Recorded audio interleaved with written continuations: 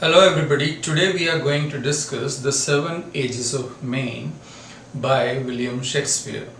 So this is actually not a poem, this is taken from As You Like It by William Shakespeare, uh, and it is a dialogue spoken by a character in As You Like It named Jax.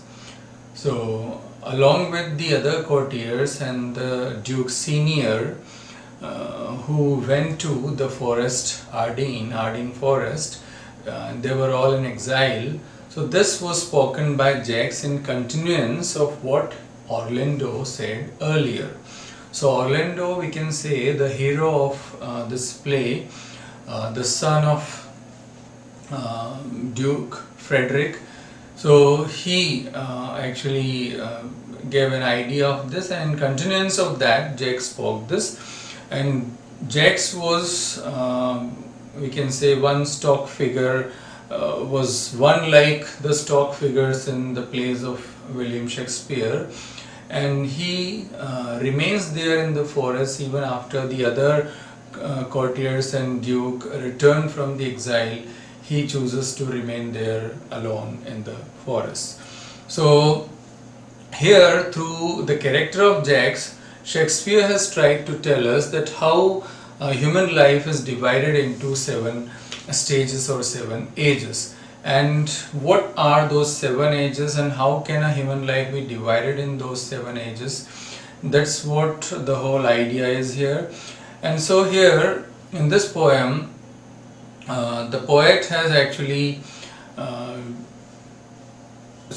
compared this world with a stage, and moreover he is telling that we all are like the characters of play, and then the different stages of human life. So the different stages are the stage of an infant and the school going boy, a lover, a soldier, a justice, a lean and slippered pantaloon means an old man, and then the second, childishness. So these are the different stages in which the poet has divided human life.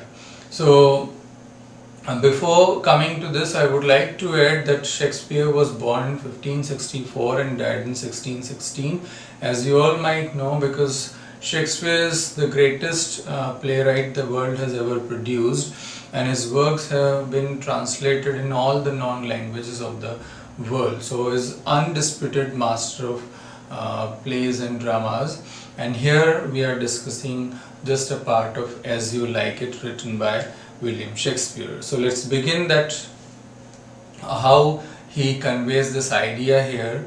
So all the world is a stage, and all the men and women merely players. So this is a metaphor here. Right in the beginning he is comparing the world with a stage. So a direct comparison without using like or as is called metaphor. So he is saying that the world is just like a stage. So just as on a stage the characters come and play, similarly in this world we are the characters and we play our part. So we, men and women, we are like the characters of a play, and they have their exits and entrances. So just as in a play the characters come through the entrance, and when their part is or their role is over, they exit. So of course all the characters in a play are not always on the stage. Whenever they have to play their part, they come on the stage, and when their role is over, they exit through the exit. Similarly, when we have to play our roles, so we play different roles. We have to play a certain role in a family, we have a different role in our profession, and we have a different role in our society. So we have to play different types of roles in our life. So when we have to play our role, we just land on this planet, on this earth, and when our role is over, we take off from this land. So that's how it is. So they have their exits and entrances, and his one man in his time plays many parts, his acts being 7 ages. So of course, as according to Shakespeare, there are still 7 stages in man's life. Man has to go through 7 stages, 7 phases, because he has to play several roles or several kinds of acts in his life. So this is how one by one he brings forth each phase and stage, and along with their qualities and their characteristics, particular characteristics of those stages. So he begins with the stage of infant. He says, at first the infant, mewling and puking in nurse's arm. So the first stage is the stage of an infant, one who is all helpless, all dependent. He cannot do anything on his own. He has to depend on a nurse for all his activities, his caretaker actually.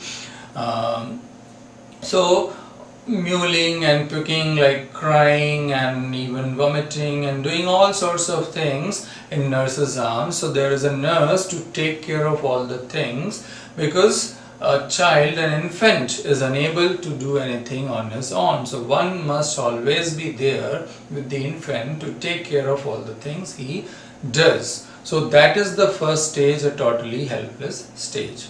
And then the second stage. So then the whining school boy with a satchel and shining morning face. So the second stage is the stage of a whining, that is complaining school boy. Means now you have grown up a bit and now you go to school, but you are not at all willing to go to school. You complain, just as small kids, small children, they complain, they don't want to go to school, they don't like it actually, and they make or offer so many excuses that I have a headache, I have stomach ache, I'm not feeling well, this, that, so many excuses. So he is complaining, he doesn't want to go to school. And then satchel, with a satchel means, satchel is a bag. So with a satchel and shining morning face means the parents have got him or her ready for school, so he's all dressed well, all we can say all bathed and like even with some cream or so, all shining morning face, fair and lovely or something. So having a shining morning face, all just we can say there is a sheen and a glimmer on his face, and what, creeping like a snail, shining morning face, unwillingly to school, creeping like a snail. So what actually it means that he just as a snail. So here actually the poet has used simile, is comparing this with a snail. So just as a snail creeps and crawls, moves like this in a very slow manner, so this child also, as doesn't want to go to school, creeps and crawls. Means you have to pull the child to the school, you have to drag the child to the school, as he is not at all willing to go there and attend the class. So that's why creeping like a snail, all unwilling, all reluctant to go to school. And now the third stage is the stage of a lover. Now means you have grown up more, now you are in a teenage, adolescent, you are young, and you like fall in love or something like that happens. So this is what the poet is trying to say. Then the lover, sighing like furnace, again a simile here, sighing like furnace. So what, all seething in love, all just suffering in love, like remembering your beloved and thinking of her all the time. So sighing like furnace, with a woeful ballad met to his mistress eyebrow. So singing a ballad, woeful, sorrowful ballad. Ballad is a narrative poem.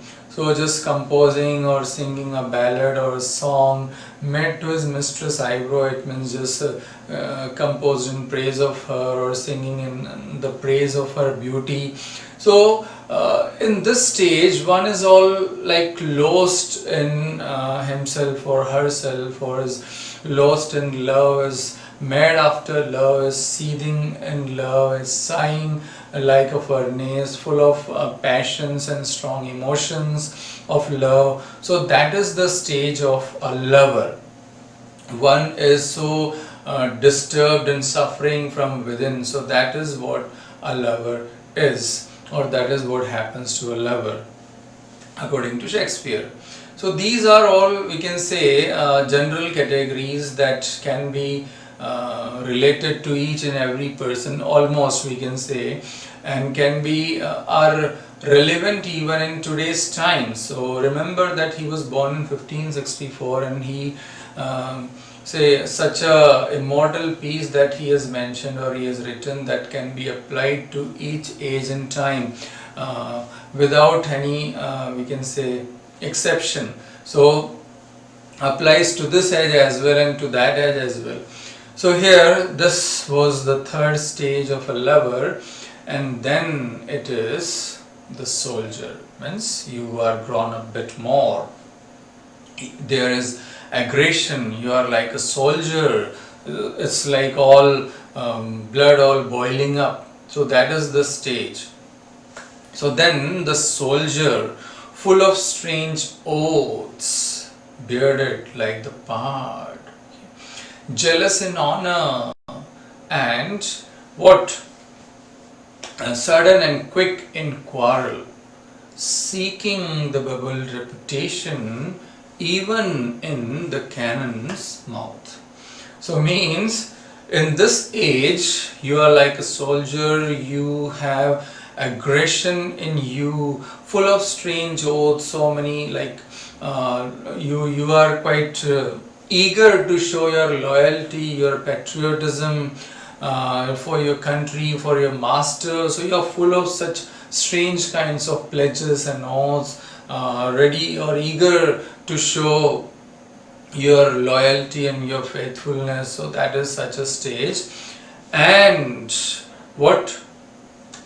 Bearded like the pard. So this bearded like the pard doesn't mean you have some whiskers or beards like the leopard.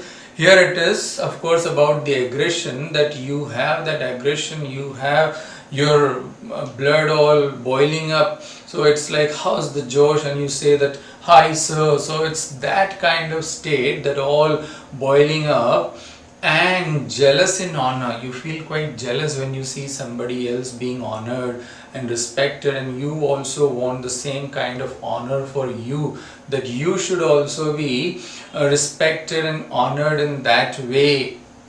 You also want that certain medal or certain honor for you as well, and you are ready to do any such thing by which you can get that honor or medal. So you are jealous about all that.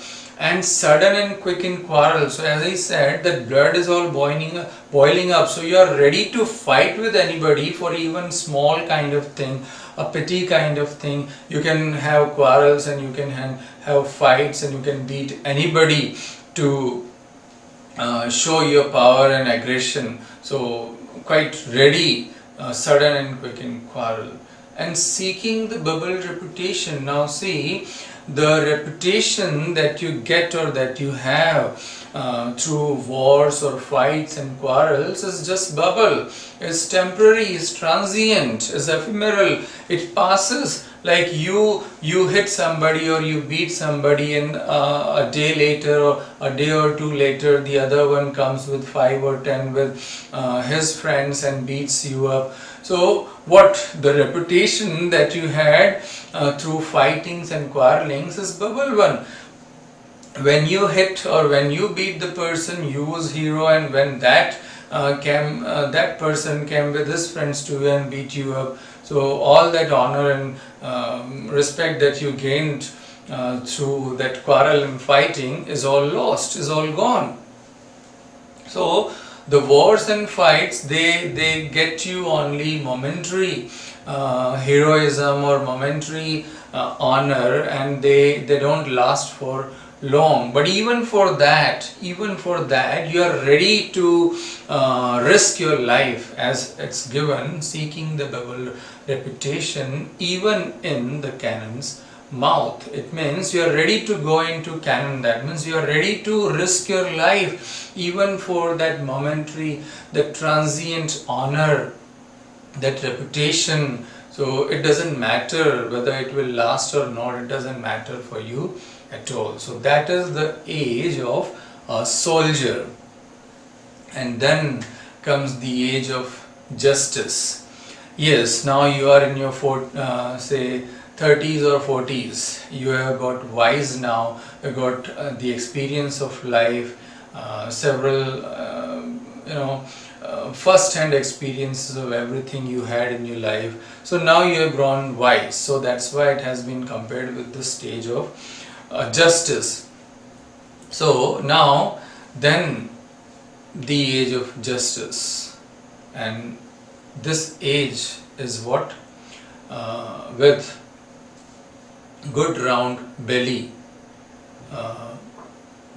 with fair round belly with good cap and lined. So fair round belly with good cap and lined, what does that mean? So capan is actually a fowl, and fair round belly, so here it is showing what? Bribe. So having all the bribes and things, you have got now what? Fat, with all the bribes and things, having all the things, all such things, you have grown fat. So fair round belly, so belly has got how? Fair and round. So that is fair round belly. So it shows what? Just as actually capan were used during Shakespeare's time or Elizabethan time, in exchange, like giving and taking from people as gifts and things. So here, taking all the bribery, we can say here, it's symbolic of that bribe. So taking all bribes and having all that, one has got fatty, grown in size and such. So that is what happens with a person in the age of 40s or 30s. So that's what the poet is trying to say. And with eyes severe and a beard of formal cut. So what? Now, as he has grown wise, he has had enough experience of life, so he presents himself to be a respectable person in the society. There is, a kind of sobriety in his eyes, a kind of sereneness, a kind of severe. He shows himself to be, all grave. So there is a gravity in his eyes, and having a formal appearance, beard of formal cut. So he knows how to present himself before others in the society. So having a formal appearance, formal beard and all that, and full of wise saws and modern instances. That means he knows lot many things, lot many sayings and different examples that he can quote at any time, just on the spur of the moment, because he has had such experience of life that he has a stock of such instances, such examples and experiences to relate with any incidents or to relate with any happening. So at once he can quote any such saying or example to explain the idea or thing. So and that is the stage of justice, where one has got quite experienced and wise with the passage of time. And the sixth age, next one, the sixth age shifts to lean and slippered pantaloon, spectacles on nose and pouch on side. So in the sixth age, now one has grown more, say 50s and 60s.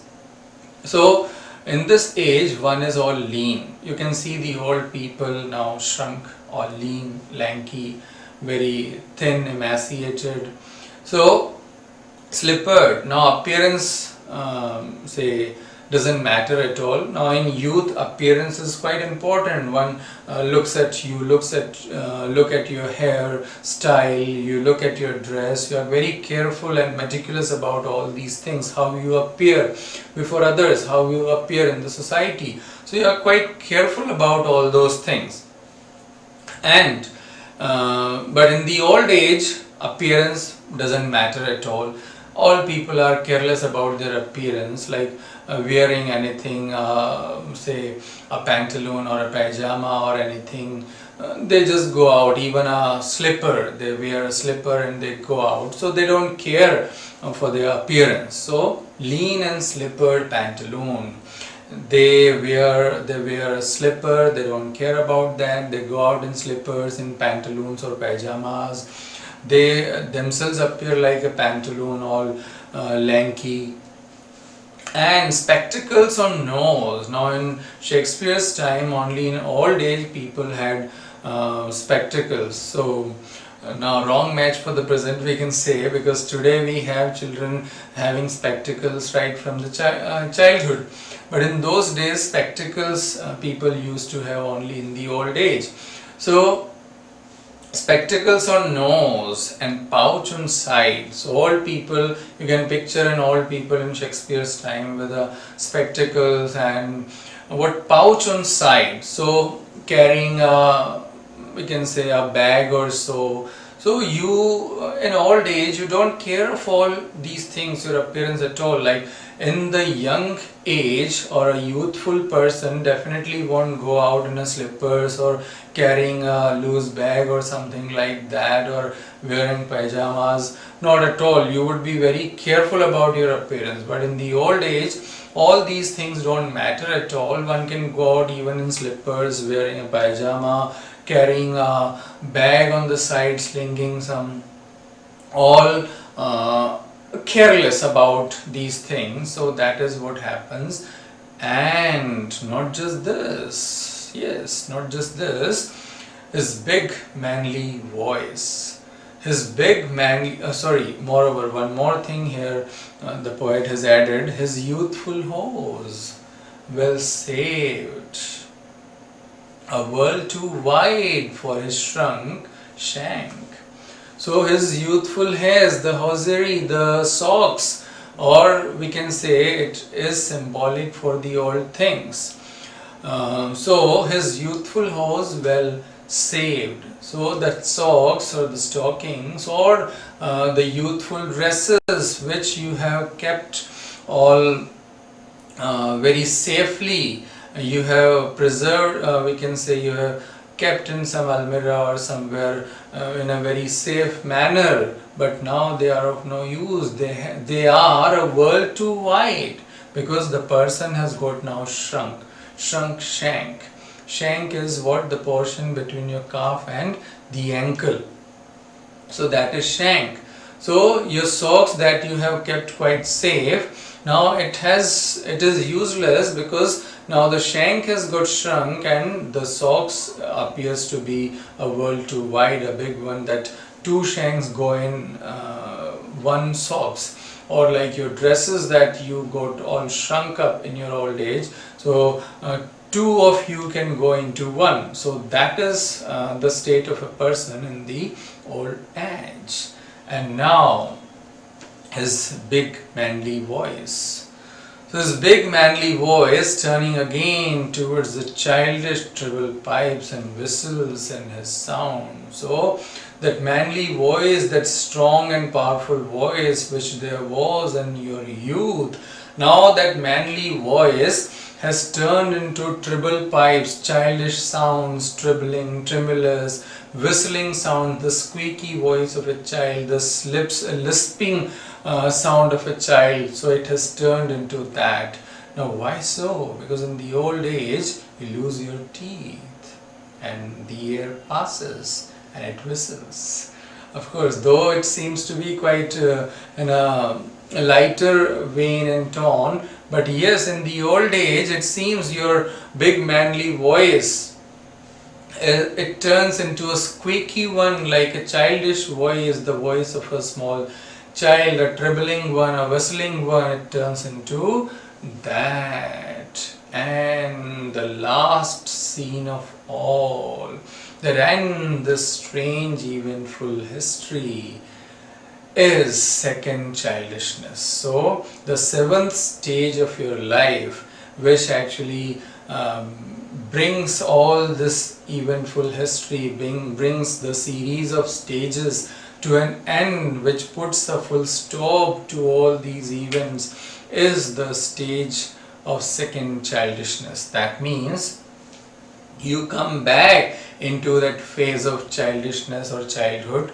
like it is extreme old age, we can say, and in this age one becomes like a child again, when you need to be taken care of, when you are again dependent on others care, one has to take care of you. So that is the seventh stage, which is compared to the age of a child, second childishness, mere oblivion. That is, you are oblivious of everything, you forget everything, you are careless about everything, so memory doesn't support. So that is the seventh stage, like you forget everything. Like you might have seen and heard about old people carrying their spectacles on their head and searching for it everywhere. So that is the seventh stage. And sense teeth, sense eyes, sense taste, and sense everything. So it is like what, that in this stage you lose your teeth, sense without. Sense eyes, it's not that without eyes, of course you lose, or eyesight goes weak. Sense taste, taste doesn't matter, you don't care about the taste, or you don't perhaps well understand the taste. And sense everything, you care for nothing, or nothing matters to you. It's all you have an careless life, or say forgetful life, or oblivious life. You are you don't care at all about these things. So the importance or the significance of repeating this word sense is, one, to add the musical quality, and to the other to tell us that nothing matters in the old age. You are just as a child, one who is quite naive, one who is quite innocent, one who has no preconceived notions or prejudices about anything, as I said, prejudices about anything and anybody. So you are so innocent, and you are so naive, and you are quite careless and oblivious about the other things or the world around you. So that is what the poet here is trying to convey through the character of Jax in this play. So I hope this is quite clear to you. The idea is very much now patent and apparent to you. So I'll come up with more such things for you. So keep watching, stay tuned. Till then, thank you very much.